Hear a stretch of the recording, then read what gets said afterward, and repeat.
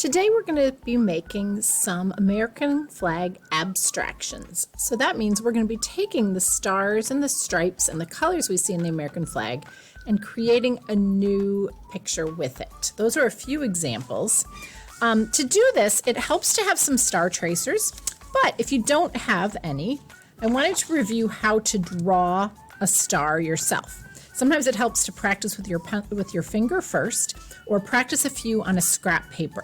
I think the best way to begin is to make an upside down V, kind of like the first two parts of a triangle. And then you want to think about where this line is going to go next. I want this line to come across through the center of this line and end up out here, about in the middle. Sometimes it helps to make a dot to aim for.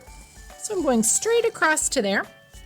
Now I'm bringing this line straight across over to here. Sometimes, again, a dot helps to aim for. I'm going to go straight over to there. And then to finish, I want to connect this line to this line. So that's how you make a star. Up, down, across, across, down. If you do that and you want to have an open-centered star, you can always, if you do this with pencil, erase these lines. For example, if I go up, down, over, across, down, it gets easier the more you practice them. I can then erase those interior lines and trace over just my outside if I want to have an open star.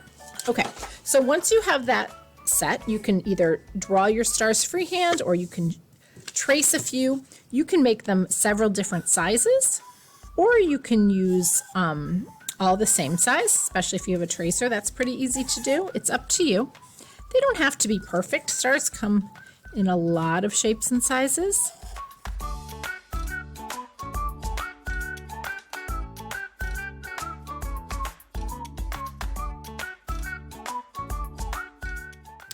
Then I can think about my stripes. I either can make some straight stripes or some curved stripes. This is a good place to work on ruler skills if you want to make some straight stripes. It helps to hold your ruler in the center, not at the top where it's going to move, or the bottom, and hold it with your fingers out of the way so there's a nice smooth area to do a line. If I want my stripe to look like it goes behind the star, I'm going to begin at the top. I'm going to stop when I get to the star, pick it up on the other side. If you want your stripes to be nice and even, a good trick is to make one and then line the edge up with that stripe you just made and make another one. It takes some practice, but this is a great way to practice making nice straight parallel lines. You can also make some of your stripes wavy.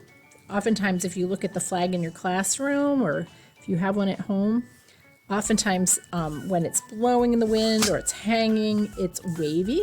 So you could make some curved lines too.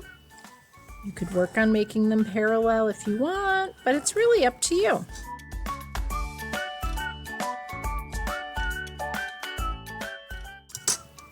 Maybe I'll do some overlapping diagonal stripes.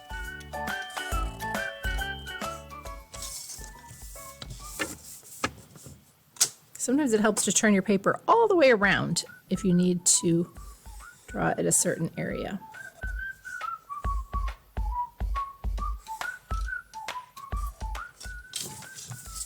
Once your design looks just right to you, and maybe I'll add a few curved ones over here too. Kind of like them coming out of the points of the star. Then you can think about how you want to add color. Remember, anything that you want white, you should leave the white of the paper.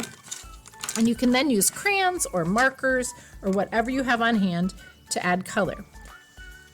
You can use the lawnmower style coloring that we've talked about in class, where you outline an area and then you can color nice and neatly back and forth, back and forth. That's one way to make nice smooth blocks of color. You could use anything you have on hand to add color to these and have fun.